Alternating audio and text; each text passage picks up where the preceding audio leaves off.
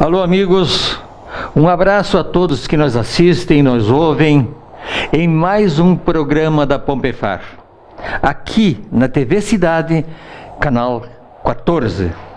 Dentro das séries de programas sobre o rádio, como surgiu o rádio em Farroupilha, nós já fizemos programas anteriores com os comunicadores.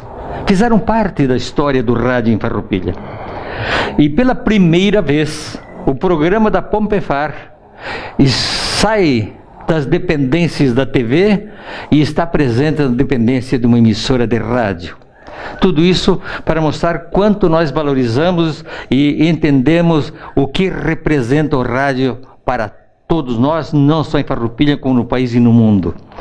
E para falar em rádio, a história do rádio, vamos começar com a primeira emissora dos anos 50, criada em Farroupilha. Essa emissora é a Rádio Miriam. Depois, a segunda emissora de Farroupilha, a Rádio Espaço. Presente nas duas elaborações, nas duas construções das emissoras, um ícone nosso empreendedor, Cezínio Portolã. Ninguém mais do que ele pode nos dizer o que é, o que representa, o que foi, as dificuldades, mas está hoje uma realidade. É uma alegria muito grande. Bem-vindo ao nosso programa, senhor Cezínio Portolã. Um agradecimento pela lembrança do velho Portolã, que de fato faz alguns anos que nós estamos desenvolvendo um trabalho na radiodifusão. Muito obrigado. Como é que o senhor teve essa ideia de fazer parte como o primeiro funcionário da Rádio Miriam lá em 1956, por aí? Sim, a Rádio Miriam. Podemos começar um pouco antes da Rádio Miriam, da criação dessa Da criação, emissora. exatamente. Porque a ideia da criação de uma rádio no Santuário do Caravaggio foi do padre Teodoro Portolã, que era meu tio, que teve a ideia de criar. Ele até copiou isso aí, eu acho que da Rádio Aparecida, que a Rádio Aparecida tinha ela era uma rádio de onda curta também e onda média, e ela era ouvida em quase todo o Brasil, porque ela divulgava a fé de Nossa Senhora Aparecida. E tinha essa rádio então, e eu acho que o padre Portolã, se espelhando nisso, ele pensou de colocar uma rádio em Caravaggio.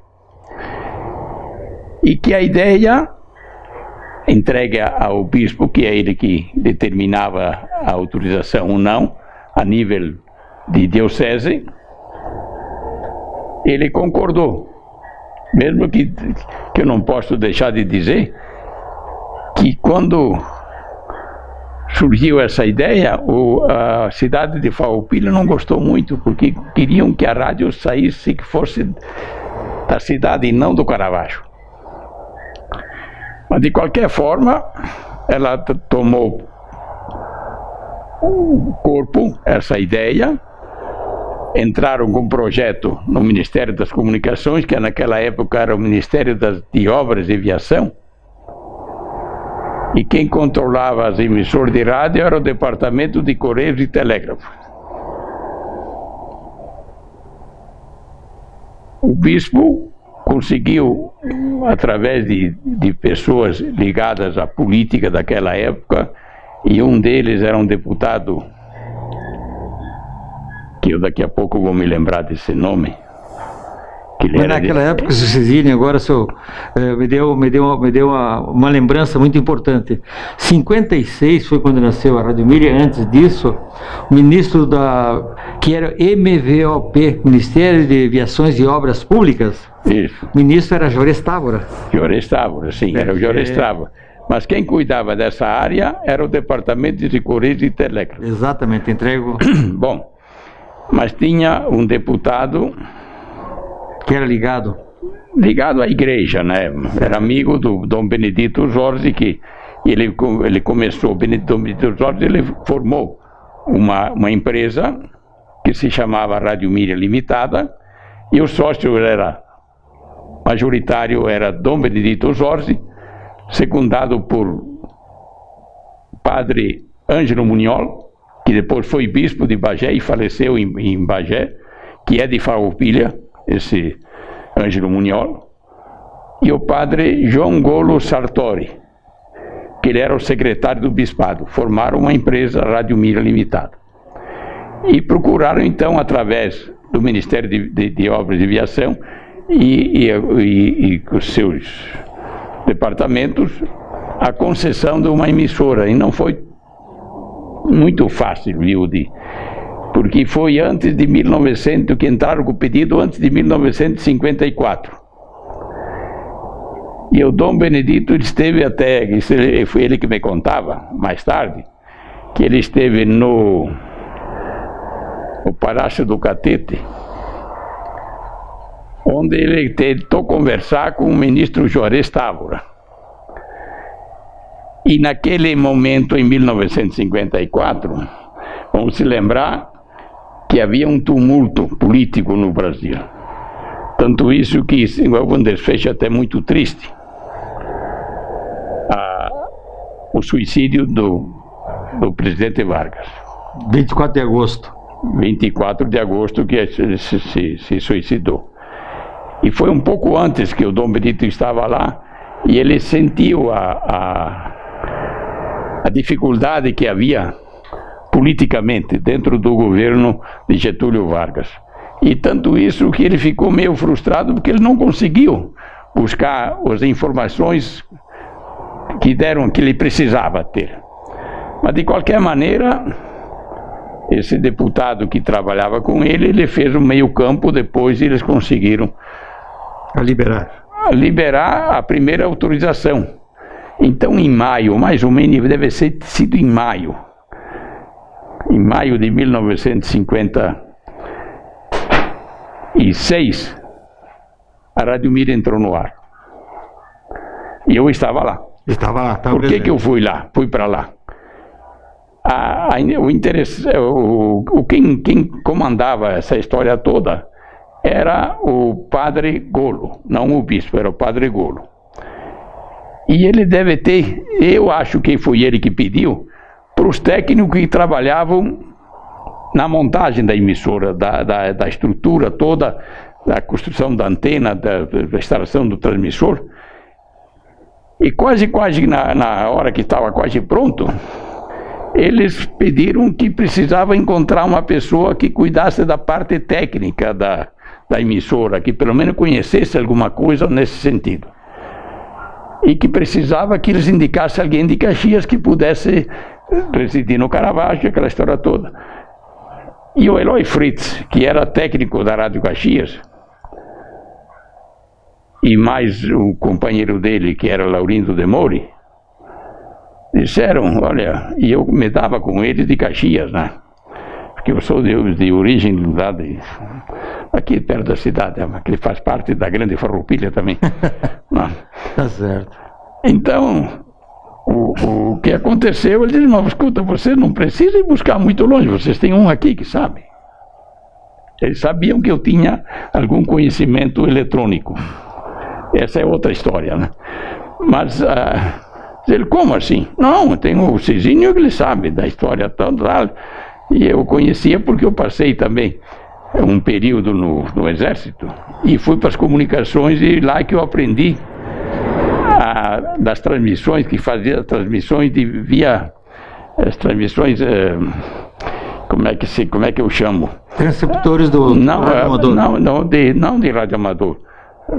Unidades móveis. Unidade móvel, dos jipes. Então eu conhecia muito bem isso aí. Ele, olha, o Cezinho não conhece essa história toda. E vieram falar comigo, ver se eu interessava. Mas na verdade, eu queria ser um comerciante. Eu queria ser comerciante, tudo isso que eu fui para o Caravaggio para ser comerciante. Meu pai tinha adquirido umas terras lá, construiu o hotel que ainda funciona hoje, que é o Bruneta, que meu pai vendeu o hotel para o Bruneta. E eu fui lá para administrar essa casa. E como me pediram que se eu fosse lá, eu até me interessei bastante, porque, na verdade, era um horário que eu podia escolher também, horário de trabalho, e que era cuidar da parte técnica, não precisa ser exatamente... Aceitei o convite e entrei na radiodifusão. Na radiodifusão. O rádio que o senhor falou, Sr. Cezinho, eu lembro muito bem. Eu também, quando prestei serviço, serviço de comunicações. Isso. Esse rádio móvel, unidade móvel, nós instalávamos nos jipes, Isso. era o AQT5. Não tinha muito alcance. Ele operava na faixa de 40 metros. O alcance dele não era muito, que alcançava, por exemplo, fazia da unidade. Sim, não era muito potente, né? A unidade que fazia na sede, em torno aí de 10, 8 quilômetros no máximo. Sem dúvida. Mas era uma grande escola. Foi uma grande escola. E o senhor foi muito bem doutrinado, então. Bom, por isso que o senhor tem esse conhecimento todo. Bom, então, de fato, eu fui trabalhar com... Mas eu percebi também que a questão do rádio, aí que veio, contrataram locutores, que agora há pouco nós conversamos, do saudoso Luiz Bassotto. Exatamente. Que foi um dos primeiros locutores, desde a época da rádio, que teria entrado em caráter experimental. E ele foi locutor, que aí vem o padre Portolano também, que foi o primeiro que dava o prefixo da rádio. Aliás, nem prefixo tinha, mas dava a característica da rádio, que era uma rádio em caráter experimental, e se trabalhava da meia-noite às 6. Esse era o horário. E todos os meses tinha que se conversar com uma emissora que controlava as frequências do Brasil, que estava localizada em São Paulo. E tinha que conversar todo de madrugada com São Paulo, que se chamava a ZZP2, que era um prefixo do governo. ZZP2. Se conversava com eles e eles nos orientavam que devia se mexer no cristal. E ele dizia, o locutor de lá dizia, um toquezinho para a esquerda de 1 milímetro. Ou então, mais um toquezinho, aquela história toda. Não, foi demais.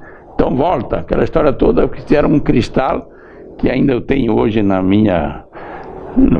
ainda eu tenho nos meus acervos. Até para explicar essas cápsulas. Se me permite explicar para quem nos assiste aí, por o cristal que vocês estão falando, o cristal é que determina a frequência da emissora.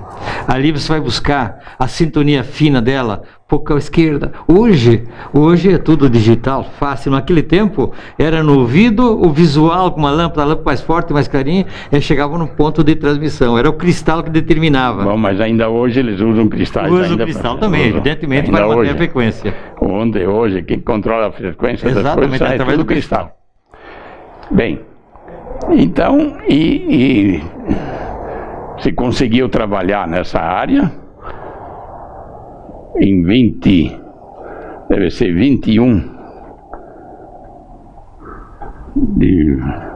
dia 21 da inauguração da Rádio Mídia. Dia 21 eu estive no cinquentenário. Bom, mas 21 de... Não é novembro? De novembro, acho que em novembro de 1956 ela entrou oficialmente no ar, com a potência de 100 watts.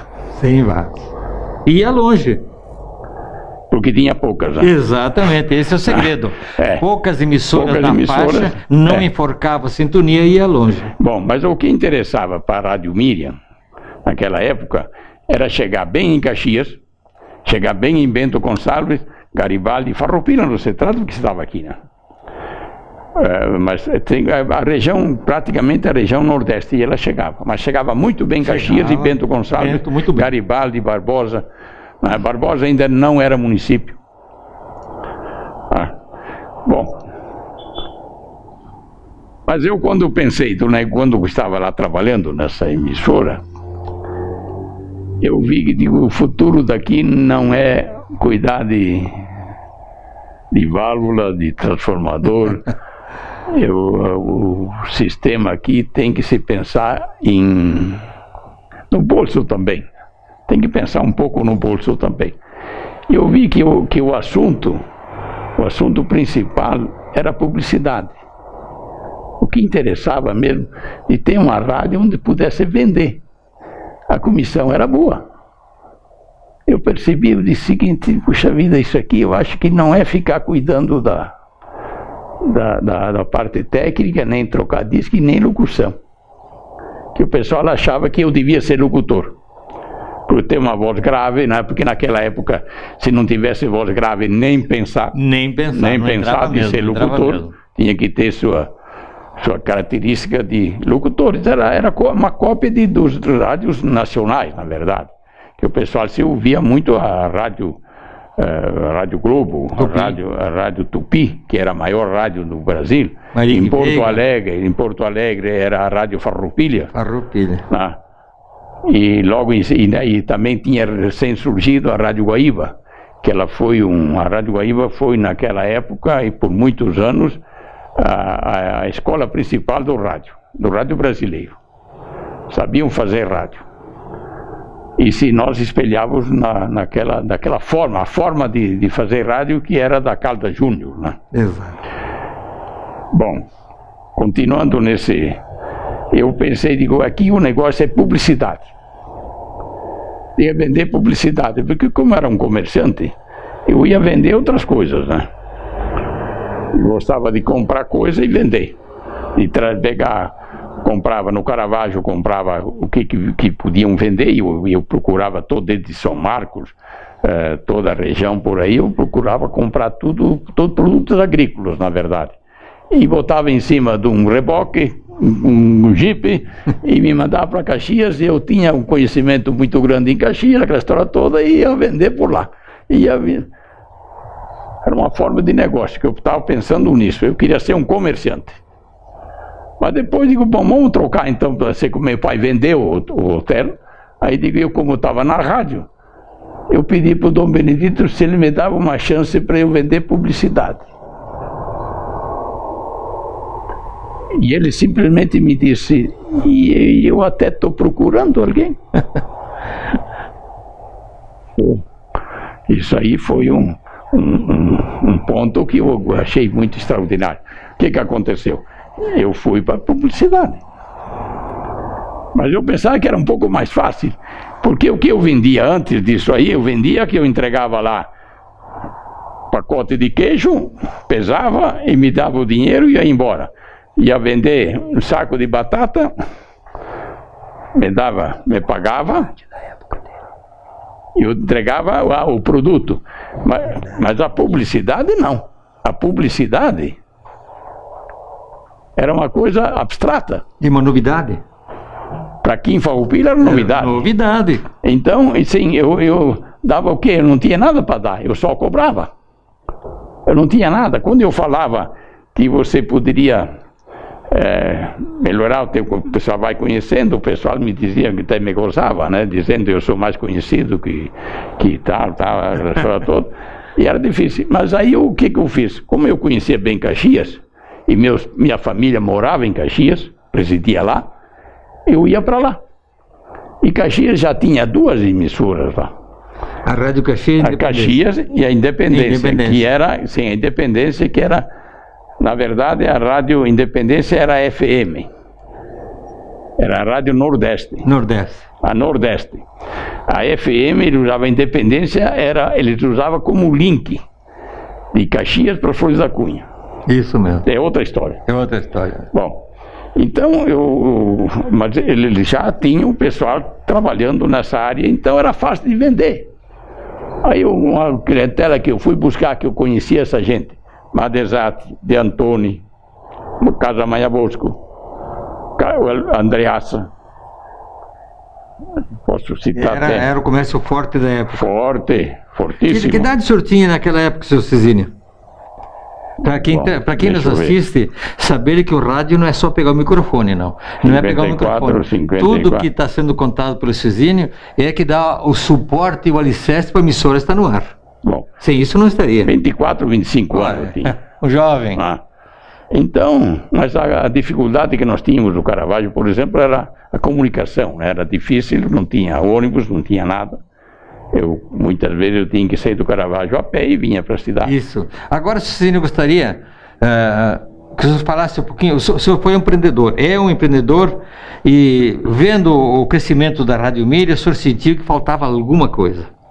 Aí o senhor partiu para uma outra nova emissora que tivesse um grande alcance. E hoje é comprovado. Ela cobre grande parte do estado do Rio Grande do Sul. Mas eu queria mais, que cobrisse na distância, mas com qualidade de propagação do som. E veio o FM, esse canhão de rádio que hoje é a Rádio Espaço, com alcance na metade do Rio Grande, com som de alta qualidade. O senhor alcançou, o senhor acha que já está satisfeito, ou o senhor pensa em fazer alguma coisa a mais nesse sentido? Bom, mas eu já disse, não faz muito tempo que eu tive a concessão, a autorização para passar de outra categoria. Isso. Da classe A1 para a classe especial. Agora, né? Agora. Nós vamos entrar logo no ano que vem. Aumenta a potência? Já está chegando lá no... Bom, quase então, todo o estado? Nós pretendemos chegar bem mais longe. Nossa! Bem mais longe, sim. Sem dúvida. Olha, nenhuma. Isso já então eu quero né? antecipar, então, falando dessa conquista que se conseguiu, que tem 13 emissoras no Rio Grande do Sul, localizadas todas elas na área metropolitana de Porto Alegre, na classe especial. Tem 13 emissoras. A 14ª é a Espaço. Não tem outra fora de Porto Alegre, não tem outra no Rio Grande do Sul. Vai ser a Espaço. Não tem outra. Ninguém teve a coragem de buscar esse patamar, né? Que nós chegamos na classe especial e possivelmente nós estamos preparando tudo devagar. Nós, são 10 anos, vai para 11 anos que nós estamos preparando isso. Não é uma coisa pensando, não, aquilo acontece, não. É 11 anos que nós estamos. Quando houve aquele advento que disseram o seguinte, que eles estavam pleiteando que Caxias formasse área metropolitana, ou se pode dar outro nome, que criasse a área metropolitana na região da Serra, seria Caxias, Bento, Farroupilha, em ordem tal, depois Garibaldi, Barbosa, Flores da Cunha, Nova Roma e talvez Nova Pádua, e São Marcos deve ser. Esse foi formado uma área metropolitana, tanto isso que hoje não precisa usar o telefone, o código 54 pode ir direto. Pode ir direto. Por quê? Porque transformaram essa região de área metropolitana. Tanto faz estar em Caxias do que estar em Farroupilha, nessa questão de comunicação, né? E tanto isso que nós podemos trabalhar aqui em Farroupilha como podemos trabalhar em Caxias. Nós estamos numa área um pouco mais abrangente, né? Mas, então, o senhor deu uma notícia agora que entusiasma a todos nós que gostamos do rádio. A gente que nasceu no rádio, eu tive um percurso nos anos 60, entrei no rádio também. Antes, 56, eu já fazia o programa na rádio lá em Tom Difusora, não sei se existe ainda, mas fazia. Não aqui. Em Bento Gonçalves. Bento Gonçalves, existe ainda. Eu tive a felicidade de fazer um pequeno estágio aqui nos anos 62, aqui na Miriam também. Mas o importante é saber que a Espaço, que já tem um alcance muito grande em todo o nosso estado, agora muda de categoria para ampliar mais ainda a qualidade de transmissão a longa distância. Sim, senhor. Então nós estamos preparados, acho que está quase tudo pronto para nós entrar. Conseguimos a obtenção de obter essa licenciamento. Está tudo pronto, não tem mais nada. Mas hoje é um pouco diferente as concessões. Ela se tiver condições financeiras, tem que pagar. Não, tem que de qualquer maneira, não ter se tem condições, se não tem condições, nem pensa. Tem que pagar. Porque uma vez as concessões, as permissões, era dado politicamente. Precisava bons padrinhos. Conseguia. Para conseguir. Hoje não. Hoje, quando se faz o projeto, eles aprovam o projeto, aí vem o valor. Se você pagar isso aqui, você pode ir adiante, senão morre. Mas esse grande número, se vocês viram, de televisão, que está, melhor dizendo, de rádio e FM, está se expandindo de maneira muito rápida aqui no estado.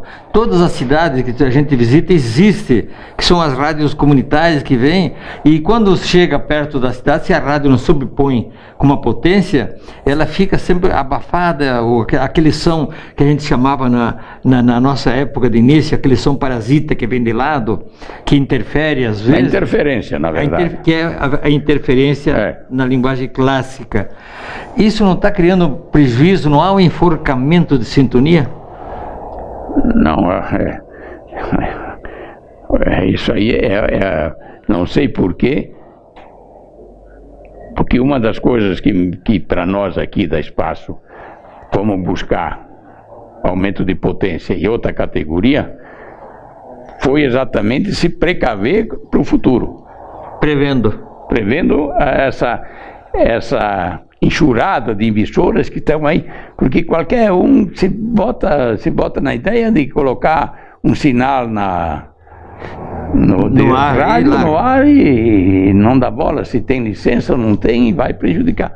Nós estamos se prevenindo com potência.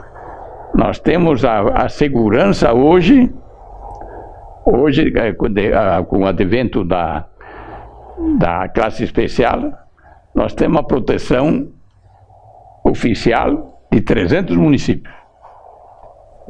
Nesses 300 municípios, ninguém pode interferir na nossa frequência. E continua com essa mudança de classe para classe especial? Continua no 100.9? 100.9. Manteve a mesma frequência? Sim, a mesma frequência. E com ela, e está num ponto bom de sintonia, porque a gente, quando viaja, e que é a grande companheira nas viagens, é o rádio. Sim, senhor. E a gente viaja. Eu tenho o costume, já posso dizer, quando eu saio eu sempre saio cedo daqui para fazer minha viagem para Santiago, eu já saio sintonizado, ouvindo o Rogério de manhã, ouvindo o Panorama, até próximo a Santa Maria. Quando chego lá, entra Santa Maria uma frequência muito próxima, começa... Não, próxima não, é a mesma frequência. Então, abafa. Não, aí nós chegamos, vamos dizer, perto de Candelária, eu acho que chega por lá. Lá para ser mais preciso, no Trevo de Agudos. Bom, isso também tá. Então vem a Rádio Medianeira de Santa Maria, tem a mesma frequência da Espaço. E tem outra em Curitiba, não, em Curitiba não, em Florianópolis. Que eu acho que, não vou dizer o nome porque eu sou capaz de me enganar, mas em Florianópolis tem outra de 100.9. Mas a Espaço poderá acontecer que no caso de Santa Maria, nós podemos deixar que lá, quando chegamos em certo lugar, nós temos a outra que ela também está protegida. De tantos quilômetros de Santa Maria, ela está protegida. Mas nós até podemos dizer o seguinte, que nós podemos dar um salto, passar por cima e ser ouvido do outro lado. Do outro lado. E que nós podemos, porque para obter essa autorização para entrar na classe especial, houve um edital do próprio governo brasileiro na Argentina e no Uruguai. Porque o serviço de rádio é internacional, não é simplesmente nosso aqui. É um serviço internacional. Então, quando nós pleiteamos lá, eles tiveram que lançar um edital comunicando os países Argentina e Uruguai, e não o Paraguai, que não precisa, né, porque ele está um pouco mais longe, né, para ver se a rádio, a Espaço, não iria interferir lá em algum ponto nesses dois países. Não se manifestaram. Não se manifestaram. Isto vale dizer que é uma proteção que o governo também tem essas obrigações, que se nós tivéssemos algum problema que eles tivessem encontrado, nós podíamos ter reduzido até a potência e essa história toda. Mas não aconteceu nada. Não aconteceu nada. Nós temos aqui, só para concluir nós estamos aqui com a proteção de Farroupilha como centro, 300 municípios.